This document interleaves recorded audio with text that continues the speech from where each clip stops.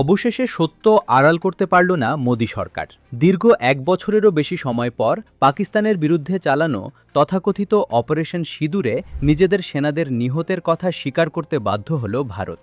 তাও আবার একজন নয়, ৬ জন হাই প্রোফাইল সেনা সদস্যের রক্ত ঝরার খবর এতকাল গোপন রেখেছিল নয়াদিল্লি।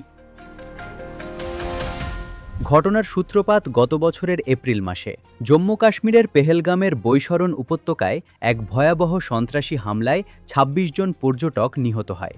ভারত কোনো রকম চূড়ান্ত প্রমাণ ছাড়াই এর দায় চাপায় পাকিস্তানের ওপর এবং কূটনৈতিক সম্পর্ক ছিন্ন করার হুমকি দেয়। জলবণ্টন চুক্তি বাতিলের মতো আগ্রাসী সিদ্ধান্তও নেয় তারা। এই ঘটনার প্রতিশোধ নিতে ভারত পাকিস্তান ও পাকিস্তান অধীনঅধিকৃত কাশ্মীরে শুরু করে এক আকস্মিক সামরিক অভিযান, যার কোড নাম দেওয়া হয় অপারেশন সিঁদুর। হিন্দু বিবাহিত নারীদের সিঁদুরকে প্রতীক বানিয়ে ভারত বার্তা দিতে চেয়েছিল তারা পেহেলগাম হামলার মোক্ষম জবাব দেবে। কিন্তু পরিণতি কি সত্যিই ভারতের পক্ষে গিয়েছিল?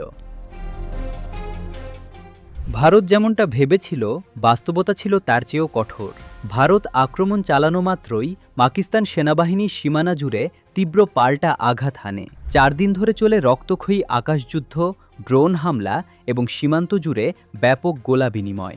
ভারত দাবি করেছিল তারা ৭০ জন পাকিস্তানিকে খতম করেছে, কিন্তু পাকিস্তান সাফ জানিয়ে দেয় ভারতের হামলা ব্যর্থ হয়েছে এবং নিহতদের সিংহভাগই ছিল সাধারণ নাগরিক। ৪ দিনের সেই তীব্র যুদ্ধের পর ১০ মে সংঘাত থামলেও ভারত এতদিন নিজেদের ক্ষয়ক্ষতির পরিমাণ লুকিয়ে রেখেছিল। কিন্তু সত্য কখনো চাপা থাকে না। ভারতের প্রতিরক্ষা মন্ত্রণালয়ের অধীন আর্মি ওয়ার মেমোরিয়ালের ওয়েবসাইটে অবশেষে প্রকাশ করা হয়েছে অপারেশন সিঁদুরে নিহত সেই ৬ বীর সেনার নাম। Subedar major Pawan Kumar, rifleman Sunil Kumar, lance Naik Dinesh Kumar, Agniveer Murali Naik, Havildar Sunil Kumar Singh এবং বিমানবাহিনীর সার্জেন্ট সুরেন্দ্র কুমার। নয়াদিল্লির যুদ্ধ স্মৃতিসৌধের ত্যাগচক্রে খোদাই করা হচ্ছে তাদের নাম।